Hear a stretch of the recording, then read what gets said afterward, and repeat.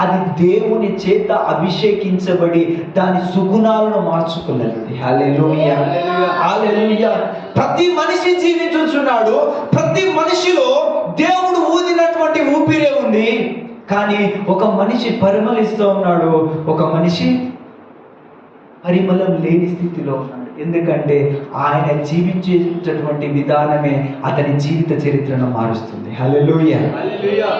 ఇప్పుడు రోడ్ల పొండి ఉండే అత్తలో వాళ్ళ దగ్గర పోయి ఎట్లుంటాం? ముక్కు మూసుకుంటాం, అవునా కదా? అదే గొప్ప స్థాయిలో ఉన్న వాళ్ళ దగ్గర పోయి ఏం చేస్తావు? ముక్కు ఇంకా గట్టిగా తెరుస్తాం. ఎందుకంటే వాళ్ళు అత్తర్లు, సెంట్లు, వివిధ రకాలైనటువంటి పర్ఫ్యూమ్స్ వాడతారు.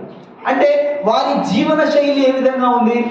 వాళ్ళు జీవించే విధానంలో ఒక మంచి బట్టలు వేసుకోవడం, ఒక మంచిగా జీవించాలి. నలుగురిలో ఉన్నప్పుడు మనగా ఏ విధంగా రెస్పెక్ట్ చేయాలో ఆ విధంగా జీవించాలి.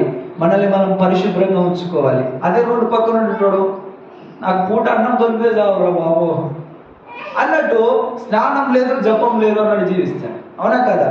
దేవుడు ఊదినటువంటి ఊపిరి ఒకటే, తన జీవన శైలిలో మార్పులు తెచ్చుకున్నది తానే. హల్లెలూయా, హల్లెలూయా.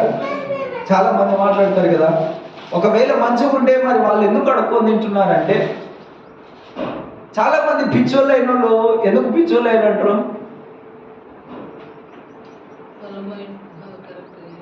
ఎందుకు? వాళ్ళ ఆలోచన విధానం సరిగ్గా లేదు అంటారు.